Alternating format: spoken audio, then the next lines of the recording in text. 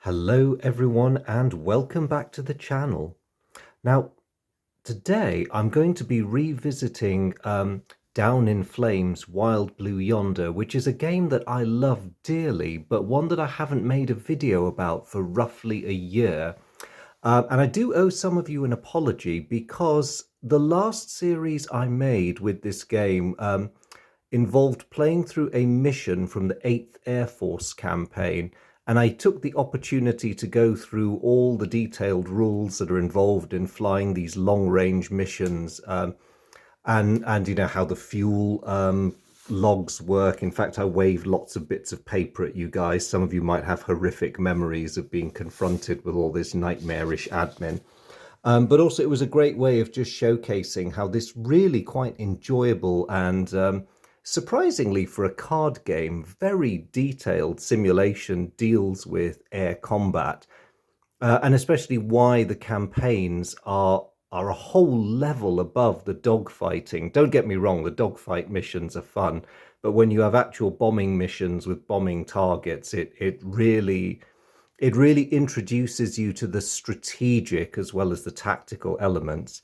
Now, at the time, I'd spoken very briefly, I think more hinted at the differences between the Royal Air Force's night bombing missions and the US 8th Air Force's daylight missions. And I'd vaguely promised that I would fly an RAF night mission just to demonstrate the differences between the two. Now, if you want to get a sense of how epic the daytime air battles could be, I recommend you go back, if you haven't already seen them, and watch my 8th Air Force videos, because that will give you a good sense of what it's like, barreling your way through into the Third Reich's airspace with the Germans throwing everything but the kitchen sink at you. But of course, being the US Air Force, you bring tons of fighters to the game as well. The British experience is really rather different. It's all about your bombers flying in a big stream rather than a formation, which in a sense is bad news for the Brits because according to the night rules in this game, formation aircraft are being treated as being out of formation, which means that all these guys can be a bit more easily picked off by German night fighters. But then night brings its own problems for both sides, as we shall see. So at the moment, I happen to be playing my way through the Battle for Berlin campaign.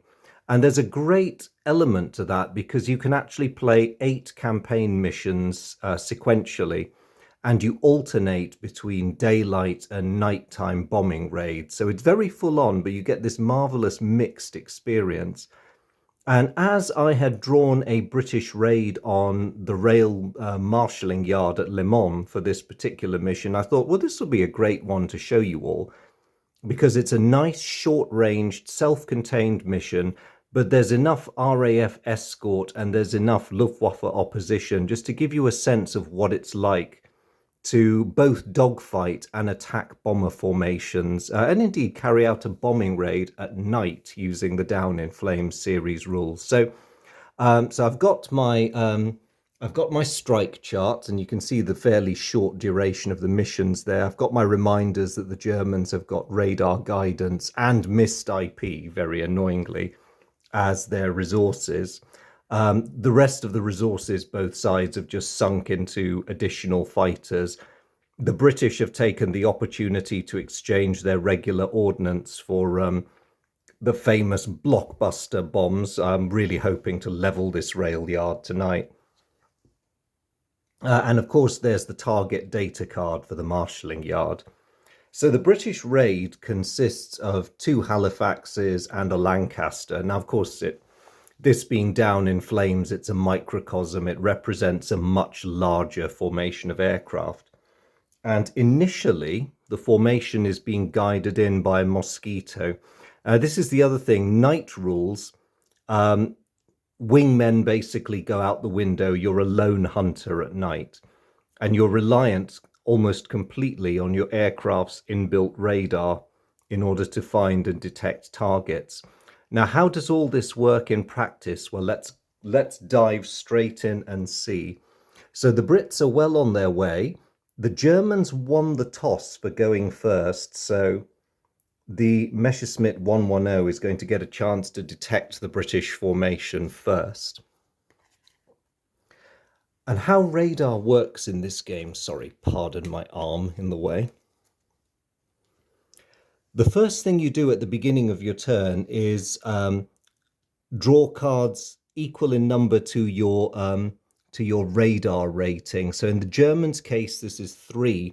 However, because they have radar guidance, they're going to get 4 cards. If that aircraft draws a blue card among its 4 cards, then it can take actions normally. Otherwise, all it can do is draw fresh cards if it needs to, but otherwise can't do very much. So the Germans have drawn their 4 cards, and they do have a blue bordered card, so they can take actions normally. Now, like any sensible night fighter going out on patrol, the German did go with drop tanks so that he'd have a fair bit of loiter time. However, as there's aerial opposition and lots of targets in his field of vision, he is going to drop his tank because at the moment it's a liability. So he gets rid of his drop tank. And I will just mark off the fact that he has done so.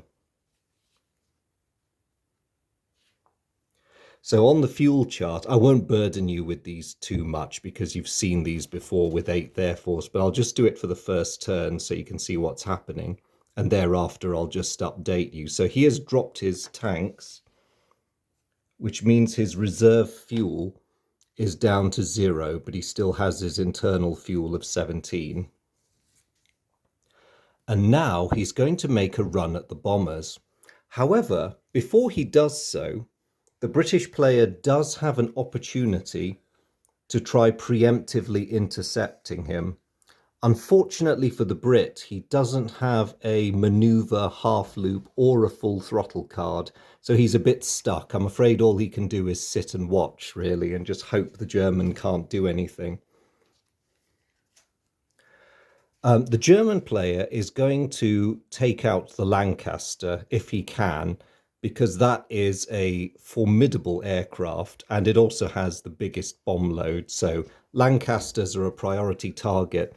He does not have a brilliant starting hand, though, but because he's got a burst rating of 2, he can easily make a head-on pass at the big British bomber.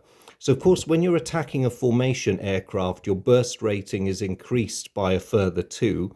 And if you decide to make a head-on attack, it suffers a -1 penalty. So the upshot is the German pilot has more than enough bursts to play his attack card. The other advantage of making a head-on attack is the Lancaster's turret defense rating is reduced from 2 to 1. So the German makes his head-on pass, plays his card. The British player would have drawn this A card for the Lancaster's turret defense, but this is useless, and unfortunately, that successful pass does 2 damage. However, additional thing, I'm not sure if you can see it on the aircraft. I'll bring it a bit closer. There's a little blue box with a +1, and what that means for the Messerschmitt 110 is that because he's got heavy cannons, they do additional damage. So the card he just played would inflict 2 hits, but of course it's upped to 3. So ouch. The poor Lancaster takes a punch on the nose. Very tough aircraft, though. It's got nothing to worry about yet, but unfortunately every little helps.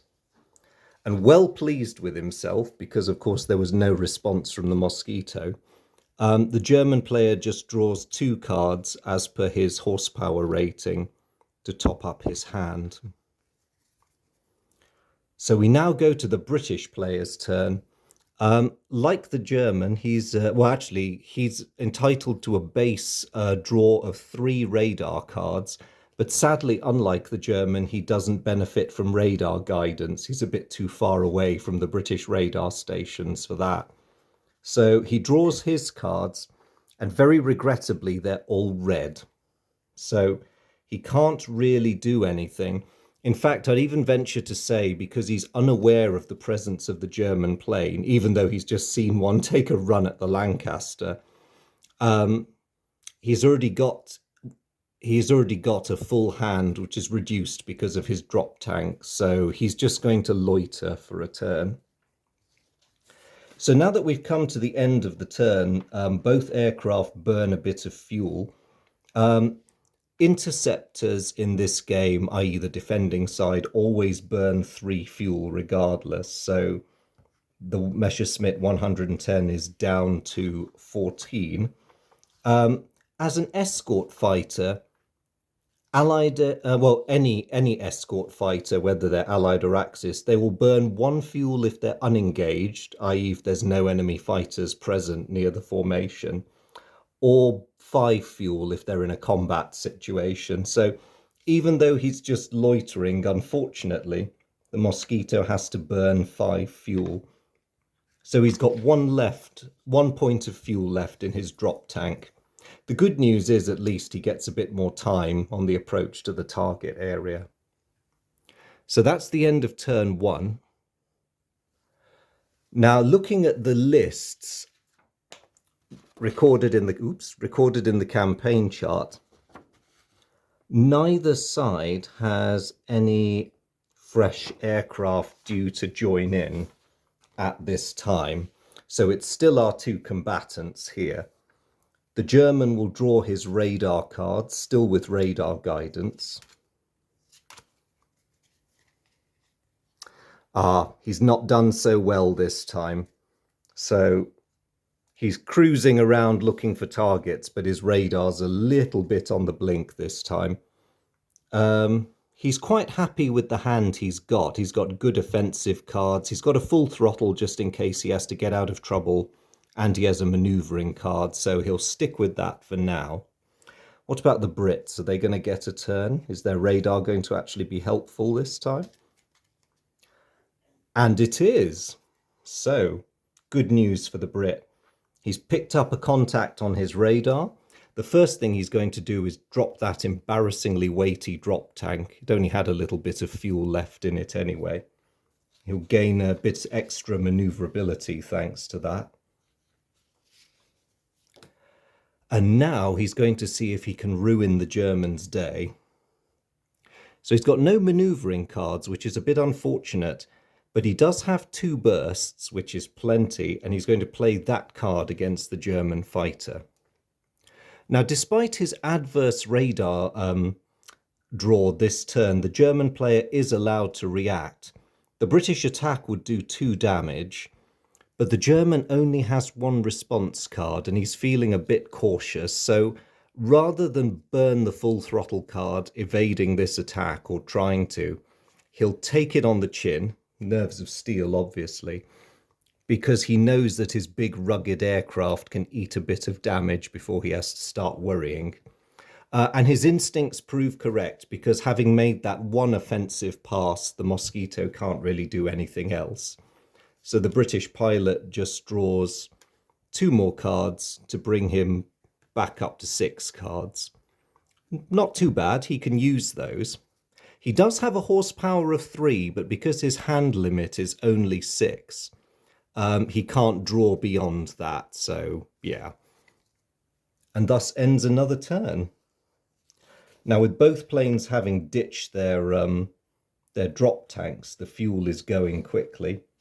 The German plane is down to 11 points of fuel. The Brit is down to 25. Yep, you heard me right, 25. Those Mozzies have very big internal tanks. So we move on to target-bound turn number 2. So it counts down as you approach the target and it counts back up when you leave. Okay, so the Brit is not expecting any reinforcements this turn. However, I think the German is. Let's have a look. Yes, he is. So this aircraft is about to be joined by a Junkers 88 bomber converted to a night fighter. That's not good news for the Brit, because he might find his hands are a bit full now. Now, do I have a medium altitude token?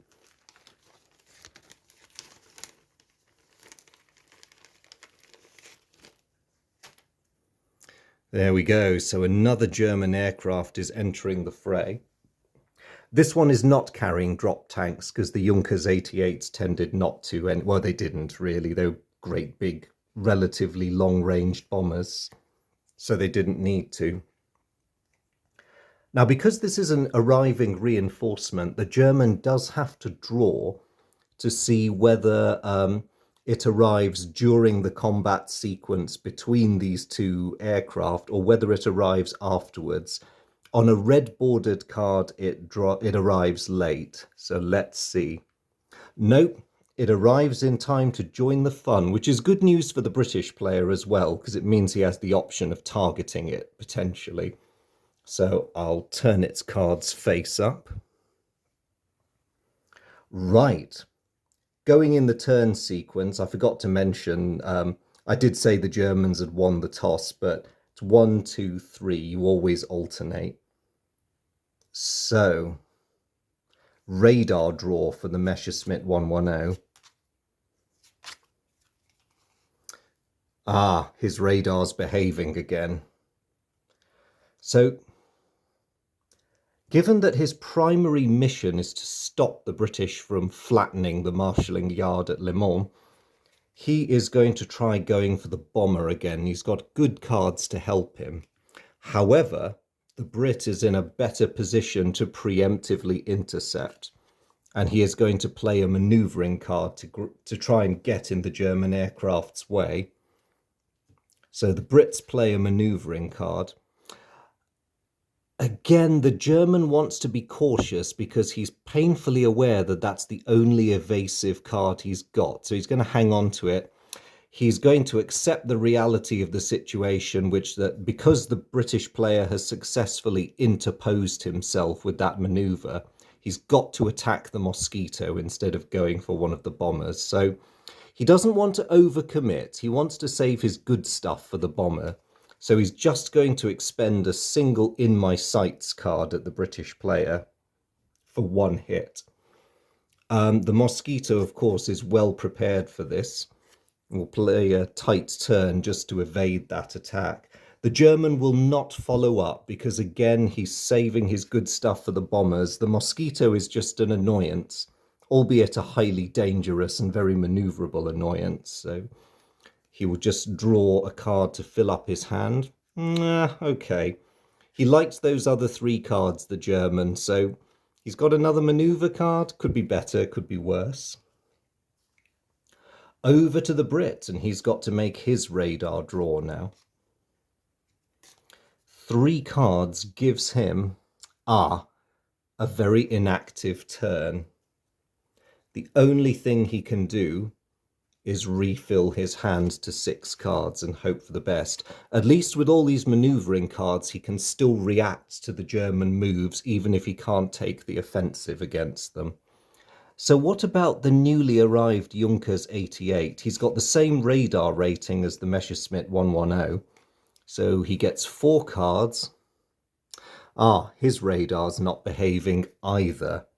So he is just going to cruise around. He likes the cards he's got, so he's just, I mean, who wouldn't like having 2 ace pilots in hand? So he's just going to wait on developments, and as it's the end of the round, all 3 aircraft will burn fuel again.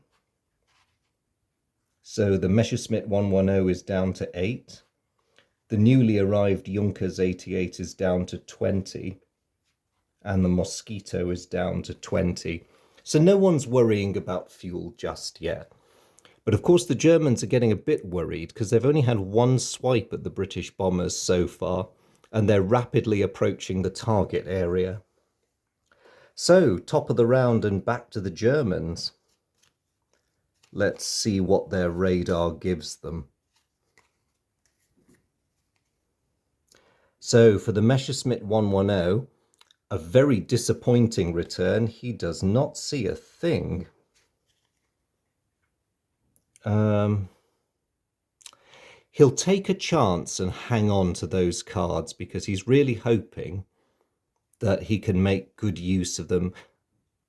Yeah, he will. He will. It's a tough choice sometimes. If you're wondering why I'm keeping the extra maneuvering card, that's just in case the mosquito gets round him and he wants to break away so he can focus on the bombers again. Speaking of the mosquito, it's time for the British to make a perception check. He doesn't see anything either. And while he's a bit lacking in evasive cards, he does like having those maneuvering cards so he can foil German attacks. What about the Junkers?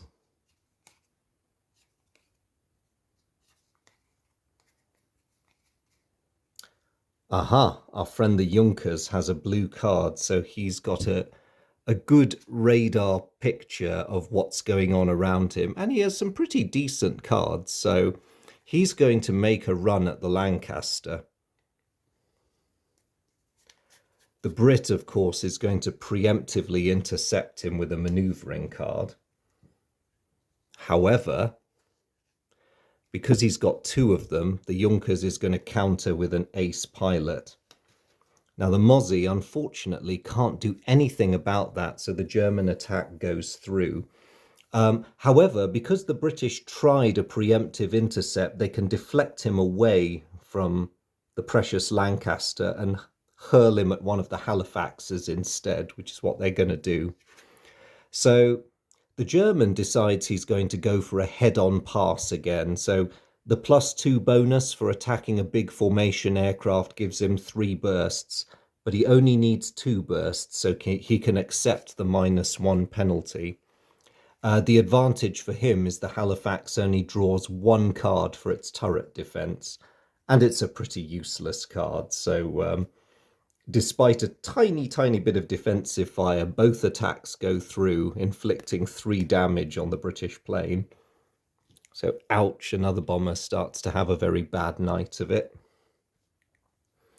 And now we see one of the great weaknesses of converting bombers into night fighters. If you look at the Junkers horsepower, at medium altitude it is a 1. This thing regains kinetic energy very, very slowly. So it draws 1 solitary card, and that is it. So could have been better, equally could have been worse. The Germans have got another kick in, which is not good news for the British. And now we all burn fuel again.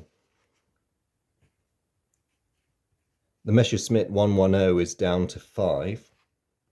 The Mosquito is down to 15. And the Junkers is down to 17. Now, actually, I just forgot something. Because we're already here, the Mosquito is not a pathfinder. It's not going to go over target with the bombers. But unfortunately, the bombers have to grind their way through the flak. Now, luckily for them, actually, no, I didn't forget. Of course, it's nighttime. There's a -1 penalty to flak. And the area flak rating of the marshalling yard is 1. So, nope, silly boy. You were right. There is no significant area flak as the bombers go over. And we are now over the target area.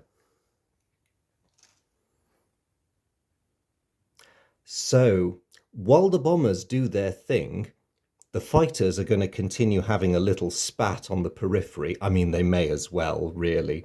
So, radar draw for the Messerschmitt 110. Now that we've gone over target, the Germans have lost the advantage of radar guidance because that only applies during the target-bound turns. So the Messerschmitt 110 draws its 3 cards, and it does get a blue one.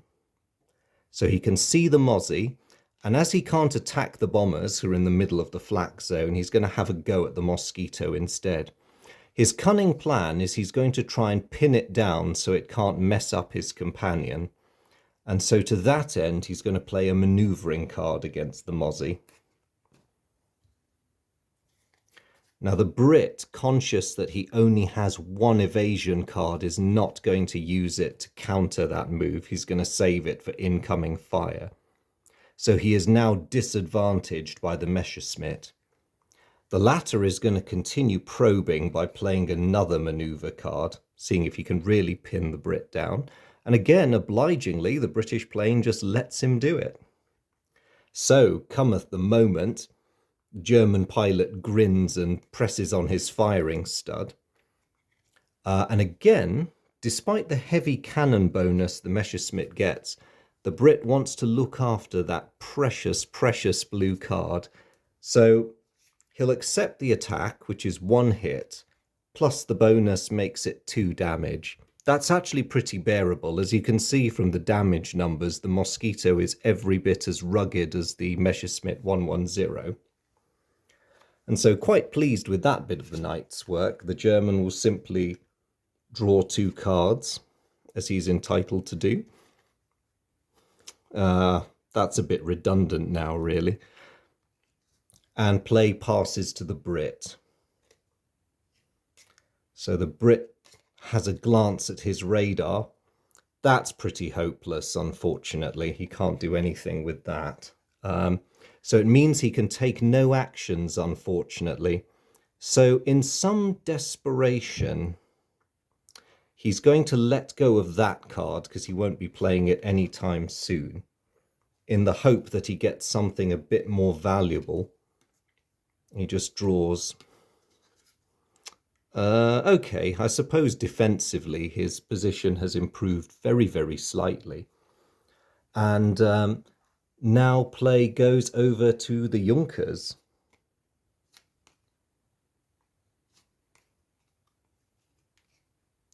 He's drawn his radar cards, but he sees nothing.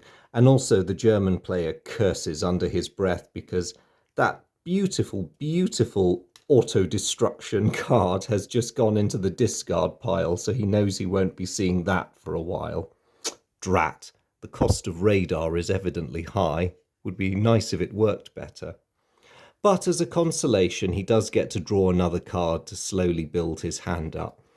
And that may be useful in the future. So I'll just change the sequence slightly and mark off the fuel expenditure now rather than after the bombers have gone, just because knowing me, I will forget. All 3 aircraft are still doing okay for fuel, although the Messerschmitt will have to break off next turn because its fuel will start to run perilously low at that time. If the Mozzie can just keep surviving, jinking and shaking until the German has to leave, that would be quite a desirable outcome.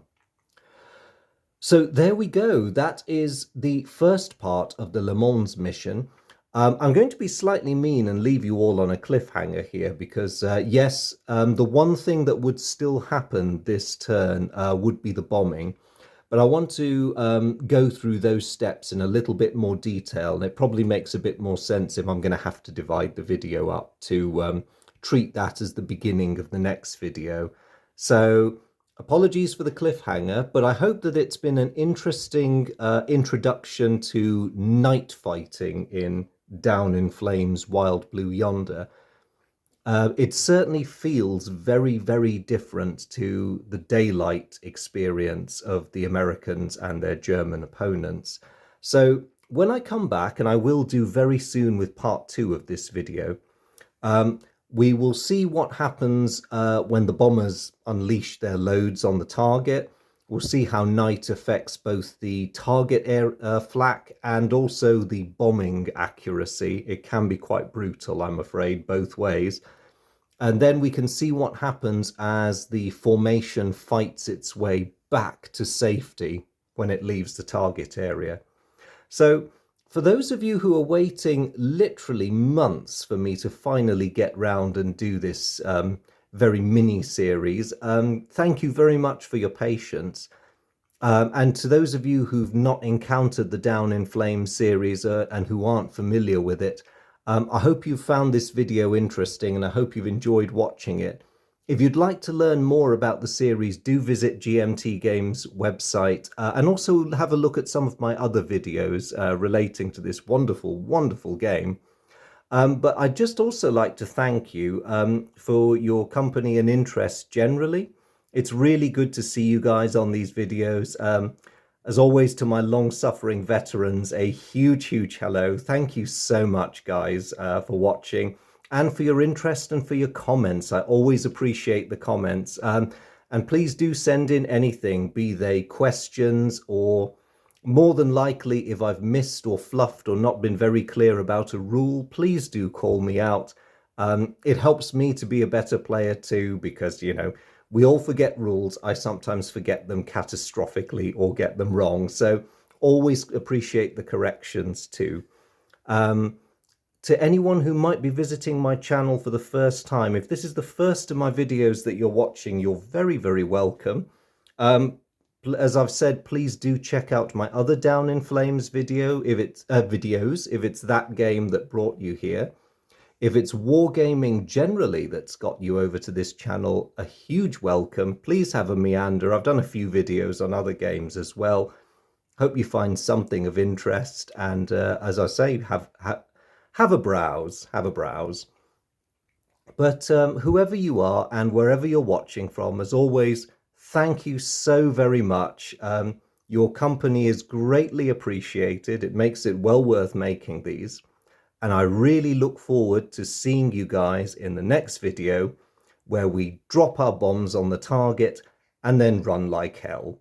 Take care until then. Bye.